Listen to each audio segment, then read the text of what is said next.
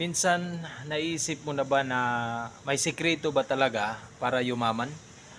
Yan ang pag-uusapan natin sa video na ito. At bago po yan, hayaan nyo muna ako magpapasalamat sa inyo. Taos pusong pagpapasalamat sa mga nag-follow at sa mga nag-subscribe sa channel natin.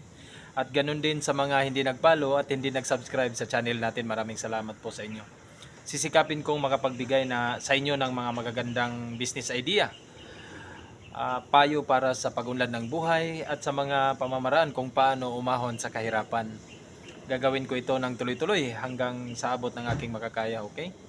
Narito na ang mga ilan-ilang sikreto ng mga bilyonaryo na pahanggang sa ngayon, mga ilan-ilan lang sa karamihan ang nakakaalam. Number 1, hayaan mo ang pera na magtatrabaho para sa iyo. Ang katotohanan kasi sa atin, namulat lang tayo sa salitang magtrabaho ka ng mabuti para kumita ka ng pera. May katotohanan naman ito sa kabilang banda. Pero kung ipagpalit mo lang naman ang oras mo sa pera, ibig sabihin nito, ang iyong kinikita ay nakadepende sa kung gaano katagal sa pagtatrabaho.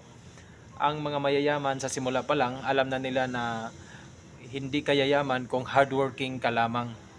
Kaya tinitik advantage na nila ang mga opportunity para makapag-generate ng additional income. Isang halimbawa na lang dito ay ang pagkakaroon ng passive income. Ang passive income ay maaari mong makukuha sa iba't ibang sources tulad ng pagdagdag ng branches sa existing business na meron ka, o pagkakaroon ng ibang klaseng business na kayang mag-generate ng pera sa iyo. Pag-i-invest ng pera sa mga kilalang kumpanya, property rental at iba pang mga pwedeng magbibigay ng kita para sa iyo.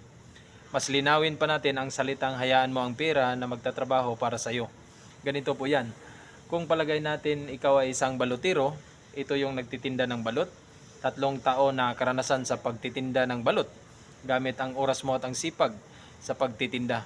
Kumikita ka ng 600 pesos kada araw dahil may experience ka na sa negosyong ito. Ito na yung pagkakataon na yung pera naman ang magtatrabaho para sa iyo. Sa panong paraan? Dito napapasok ang salitang passive income na estilo sa pagninegosyo.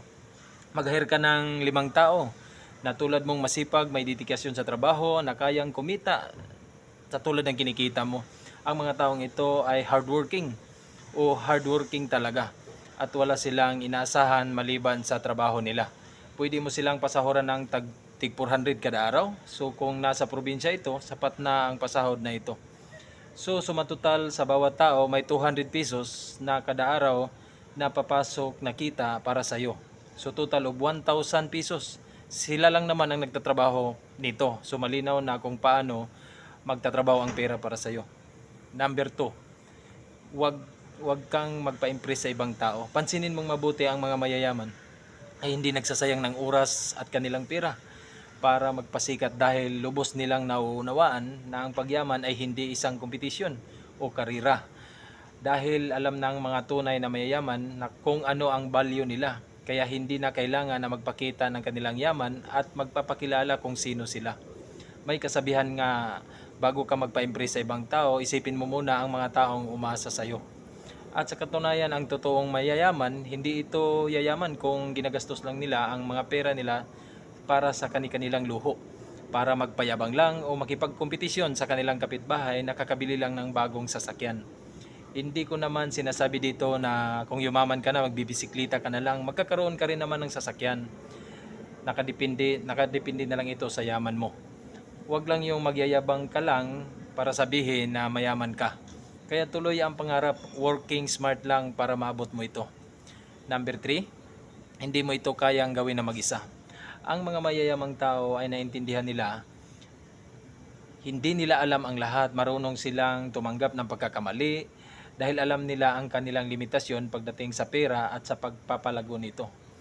Nauunawaan nila na ang mga advices mula sa mga mas magaling at profesional, maraming tao ang hindi gumagawa nito dahil una, tinitignan muna nila ang katayuan ng taong mag-advise sa kanila o narating nito. Sinusukat nila kung gaano sila kagaling kumpara dito. Sarado ang kanilang isip, dahilan kung bakit nangyayari ang ganitong bagay. Dahil pakiramdam nila superior na sila. Habang ang iba ay self-managing lang sa ang ginagawa sa kanilang yaman, Ang mga mayayaman naman ay mga nag-hire ng financial advisor para i-manage ang kanilang pera dahil naunawaan nila ang halaga nito. Sa tulong kasi ng mga financial advisor, mas malaki ang potensyal ng kanilang pera kaysa sila lang ang magmamanage nito. Maaari pa kasing mag-suggest ang mga ito ng magagandang investment at magagandang strategy na hindi nila alam para mas madagdagan pa at ma-achieve ang kanilang financial goal. Oo, ang pagyaman hindi talaga nakukuha overnight, pero kung responsable ka sa paghahanap ng mga bagong paraan para mapalago ang iyong income at kung kinakailangan na humingi ka ng tulong sa ibang mas magagaling o may alam sa iyo is mas okay. Number 4, maglaan ng pera for emergency. Ito yung bagay na magbibigay security mo o tinatawag na cash on hand. Sinisigurado ng mga mayayaman na may sapat silang pera para magagamit sa biglaang gastos o para makover ang mga short term na pangangailangan. Nagmi-maintain sila ng tinatawag na emergency fund na hindi kinakailangan galawin ang pera na nakalaan para sa ibang bagay sa panahon ng unexpected na gastusan. Ang pagkakaroon ng pera sa panahon ng kagiipitan ay hindi lamang nangangahulugan na mayaman sila, kung hindi may disiplina sila para makapag-save sa ganitong pagkakataon. It is recommended.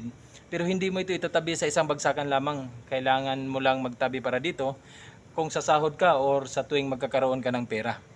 At dapat kailangan gawin mo ito as soon as possible dahil hindi mo alam kung kailan darating ang emergency. Kailangan consistent ka sa target mo na ito kasi mahirap ito gawin lalo sa umpisa, okay? Hanggang dito na lang po muna ang ating video. Sana marami po kayong natutunan at walang sawang pagpapasalamat. Maraming salamat at hanggang sa sunod na pagkikita. Paalam.